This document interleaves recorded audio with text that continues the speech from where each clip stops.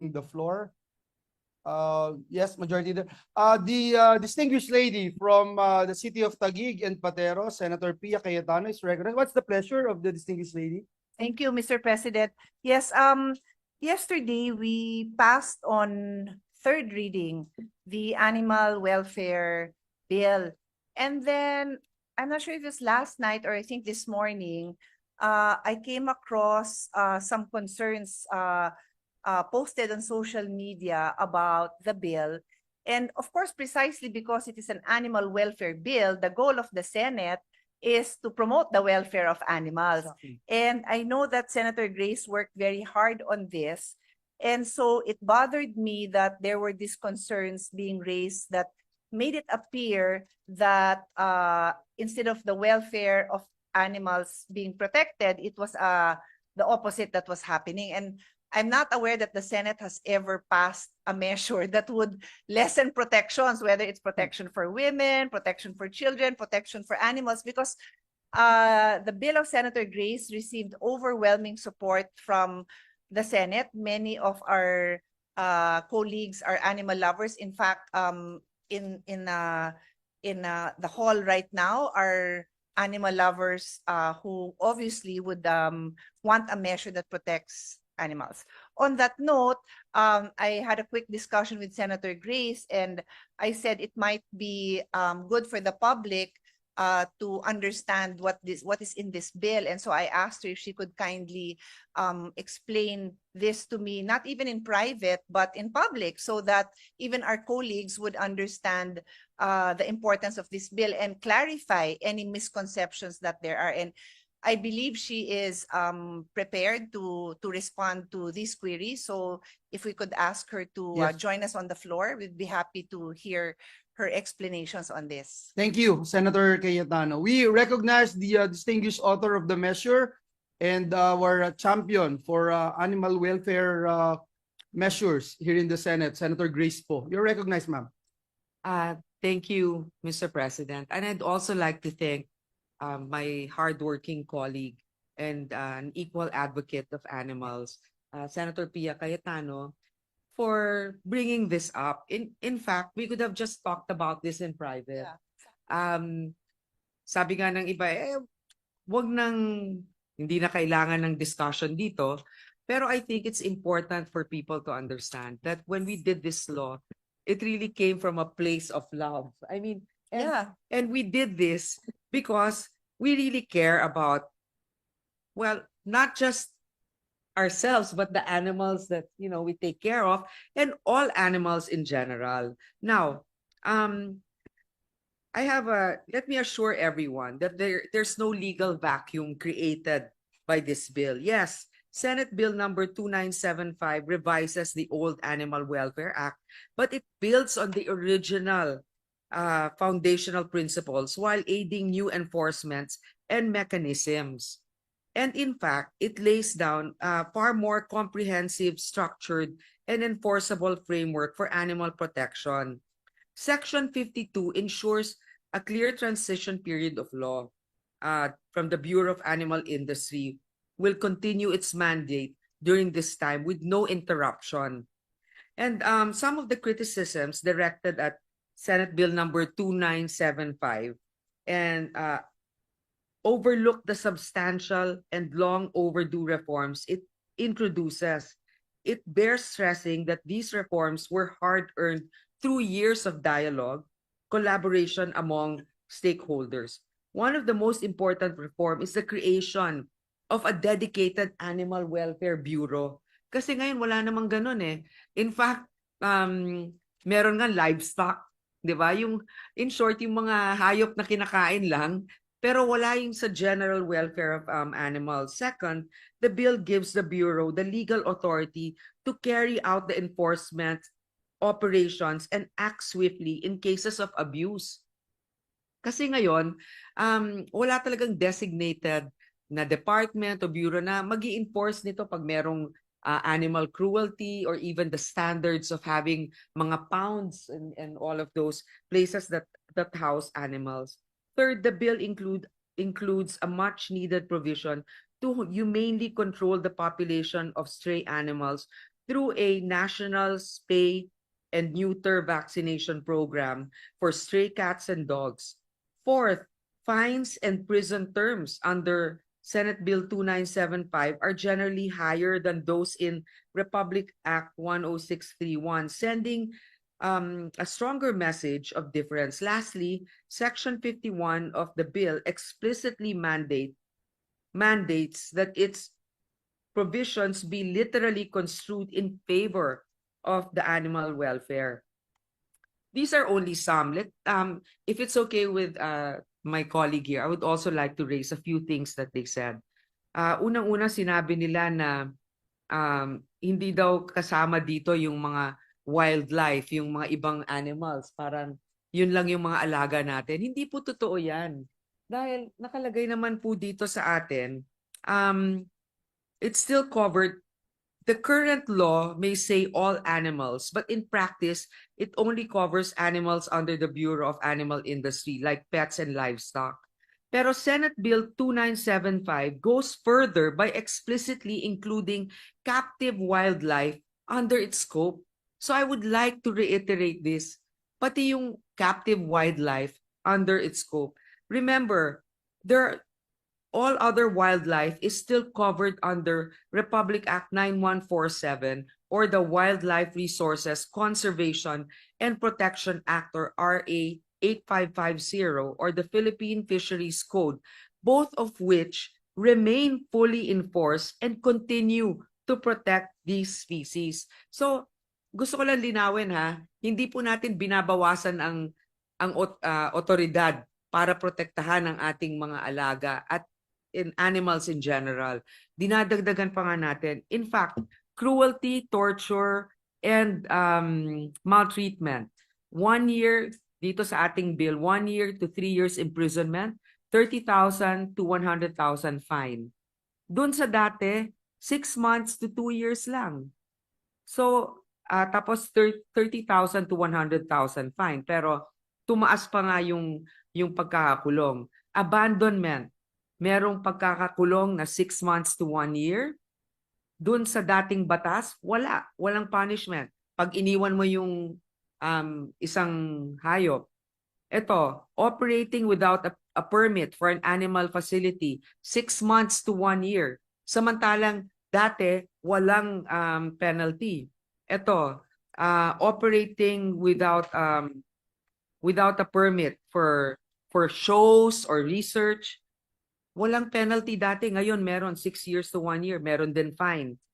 If committed by a syndicate offender who makes business out of cruelty, a public officer where at least 3 animals are involved, 2 years to 3 years may pagkakulong. Dati, wala. Habitually convicted, perpetual disqualification for permit to operate any animal facility, including and owning a pet. Dati wala. So, ito lang yun ha. Tapos meron pang isang puna na hindi daw namin, yung mga sport daw ng animals, halimbawa, hindi namin pinoprotektahan. Hindi daw namin pinoprohibit. Sinabi namin no dog fighting, no horse fighting, no carabao fighting. Ngayon, may mga ibang nagsasabi, paano yung cockfighting? Hindi po sa batas na ito natin pwedeng tanggalin yon. Meron ibang batas, and you know what? You can be an advocate for that, and that can be tackled in another law if there are people pushing for it. But right now, we are limited to what the law allows. So, kahit naman dun sa mga cockfighting na yon, meron pa rin mga batas na dapat sila sundin in the treatment of their animals. So, Mr. President, yeah. with the permission of Senator Grace po, the sponsor, I just like to interject now so it's very clear in the discussion that when there are existing laws that cover very specific matters, it's not just a practice, but it is a legal principle that it is that specific law that will govern. May Latin terms pa yan na minememorize namin nung estudyante po tayo sa law school na yung specific ang mag-govern doon. And we would be called out if Her Honor had started amending all these laws in passing in the Welfare Act, the Animal Welfare Act, when in fact there are specific laws that govern it. And as Her Honor had pointed out, I am simply summarizing. There is a law on wildlife resources, and there is also a law on there is also the Philippine Fisheries Code. And as Her Honor pointed out, there is also a cockfighting law. So for the information of all the animal lovers, there is a process when we amend the laws. And all that the sponsor has been pointing out now was to explain that we amend what we can in this specific law. And then many times, not just in this issue, we amend the other laws separately. That has come up many times. Is that not correct, Her Honor? Na gustuhin man natin, there's a time for that separate law to be tackled. Yes, because we will also receive a lot of objections to this law. Remember, merong one subject rule din, 'di ba? So within this law, if we put in too many other if we cross over other laws and restrict those other laws, this might be called into question. Eventually, Mr. President, I would like to say that we did not come up with this law unilaterally. Even Senator Pia, lahat nga kayo inimbitahan namin dito to bring your pets and also to invite. Mr. President, I would like to say I was not present. I don't know where I was, and I sent my dog to represent me. You did, Because Her Honor had an open invitation for animal lovers to come with their dog, and being an animal lover who is a senator, I could not be present. Our dog was present. Dogs. I think I sent 2. Yeah, nag-manifest nga yung mga dogs niyo that you were on official business, and we accepted. They were the stars of the show that day. So actually all of us, I would also like to put on record and thank the ones that participated. We're not claiming to have all the knowledge about this. That's why we call for a hearing, and then we ask for their inputs. That's why we would like to thank those that attended our hearing: the Department of Agriculture, the Bureau of Animal Industry, the provincial veterinarians from various provinces, even the ones from different cities, Makati, Quezon City, Animal Kingdom Foundation that helped us a lot, Biaya Animal Care, Mama's Cradle Animal Sanctuary, Palawan Animal Welfare Foundation, Baguio Cat Lovers, Kapon Ampon, Potion Project, Kara, and PETA. Now, sadly, if let's say nakukulangan yung iba, inopen naman namin to. In fact, without any more mentioning, we have a record of correspondence asking some to please submit your reaction to our proposed measure. Yes. And most of them submitted. Unfortunately, there are some that didn't. Well, I'm just so surprised that this came up. It was open for you to do. Now, what is the remedial measure? If let's say, Mr. President, if Her Honor doesn't mind, before you go to the remedial measure, if I just can add to the discussion, this was passed on second reading in our last week in session. Yeah. And I want to put on record that Senator Grace Poe was very determined to have it passed before we adjourn for the benefit of the animals, no? And this happened. Our last week of session was the first, I think February 9 was our last, February 5, 6, 7 was our last day. So more than 3 months has passed. And technically, it is easier to make all the amendments, of course, before the first passage. So again, I would like to reiterate, because I also asked Senator Grace, that all the advocates were invited to hearings. I think the first hearing was held by Senator Villar. And then, Her Honor, can you correct me if I'm wrong, you also had dialogues inviting the other stakeholders to provide their input. So the invitations to collaborate, to even oppose it, was there, correct? Yes, so the record, Her Honor is not speaking to the mic, so the answer is yes. yes, the answer is yes. So all of these efforts were made, and then we passed it on second reading in February.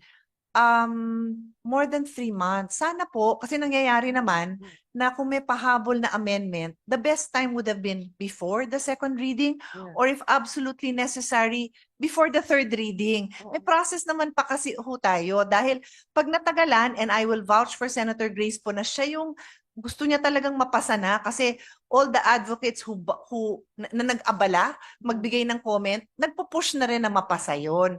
So that's the reason na ipinasa kasi nakahingi na tayo ng comments. I mean, I've been a senator for 18 years and you can't wait forever. You Yeah. can only tell them that, give them a reasonable time to provide their comments that will guide us because, correct me if I'm wrong, Your Honor, we do consider a lot of these animal welfare groups as experts, di ba? Hindi naman natin kino-consider yung sarili natin as experts. We may be both pet owners and animal lovers, but we listen to them. But with all due respect, the comments, the oppositions will be very helpful if they come in a timely manner. Yun lang naman po, yung idadagdag ko before Her Honor goes to the conclusion. Hindi, medyo nakakalungkot lang. Kasi, alam mo, wala naman talaga tayo ditong gustong gawin kundi mapabuti yung kalagayan ng mga ano. Tapos, binuksan naman natin para pwede silang pumunta, para magbigay ng kanilang contribution. Tapos, biglang pag napasa na, titirahin pa rin tayo. Di ba na parang, may mali siya ba kaming ginawa? Sana noon pa, sinabi na ninyo, ito yung gusto namin. Meron kaming ilang beses namin kayo pinadala ng correspondence na sana meron kayong feedback. Sana binasa ninyong mabuti. Di ba? And if Your Honor, again, if I may interject, when they respond in a timely manner, it gives the author, the sponsors, time to also explain, as we have just explained now, that don't worry, yung concern mo, that's covered by another law. Don't worry, hindi namin napalitan yun. So baka naman 99% of the concerns raised just need an explanation, as Her Honor is doing now. Yeah. Ang hirap lang po talaga kung gagawin later on and hindi naman nagpa-participate during the time that we need the comments and we need their recommendations. So I need to show my support for the sponsor now because she did her job. Yung consultations pa nga, hindi naman maraming gumagawa nun eh. Yung iba hearing lang eh. Yung consultations, dagdag pa yon na opportunity. Tapos yung e-email pa to ask for comments, it's another additional opportunity for stakeholders to make their comments. And all this was done by our sponsor, Mr. President. Yeah, thank you, Senator Pia, for raising this. Really, I appreciate it. I was really feeling bad about like how others would have hopefully approached us instead of airing it maybe this way. But okay, this is par for the course. We are now correcting it and we are telling you this is what we did. In fact, dati nga walang funding na ilalagay dyan sa animal welfare na yan eh. Ngayon nga meron ng from 221.7 million sa 2025. Dati, about 50 million yung allocation. And that's not even enough. This is a start. And if we don't do this now, mas lalong, pag hindi tayo nag-umpisa ngayon, kailan pa, di ba? So, anyway, we are extending, hindi pa tapos itong ano na to sa House, naghihiring, and I know that they attended there. I wish they had attended ours also, because we invited them. But kung ano man yung suggestion nila dyan, we will take that into consideration kasi we still have to Reconcile. we have to meet with the House. Meet in BICAM. We have to meet in BICAM, and if their recommendations are valid, of course we will accept it. Diba? Pero sana hindi, not naman in this way na parang they're invalidating what we have already done. So, thank you for that explanation, Mr. President. I believe that the sponsor deserves recognition for the work that she and her team has done. And again, I hope that this clarifies the issues raised by one group that has chosen to make it public instead of just raising their concerns at the proper timing, which sadly was not done. But nevertheless, the sponsor has gone out of her way to explain and to reassure that many of the concerns raised, if not all, have been addressed maybe not in the kind of wording that the group expected, but through the legal process, it is addressed either in other existing laws, in language that makes it very clear that animal cruelty is prohibited, penalties are being raised. I think that is very clear in the bill, Mr. President. Yes, thank you, Mr. President. Again, we would like to tell any group that has any concerns about this, that you can still finally submit. It's not the end of it. And even if it's passed into law, there's always time to amend it. And I'm glad we have all the advocates here. And Senator Pia promised me that she will continue this even as I graduate from the next Congress. She will continue this. So again, we are not also invalidating the work, because I think this other group is saying they have cases filed already to complaints against animal abusers. Now, I think they're worried na baka mawala yung kaso nila. Hindi po, mas lalong lalakas ang kaso nyo, and we thank you for all the work that you're doing for animal welfare, but we are also doing our part. So we are partners. We are not adversaries in this. So Yes, that's all. Thank you, Mr. President. Thank you, Mr. President. Thank you, Senator Cayetano and Senator Grace po.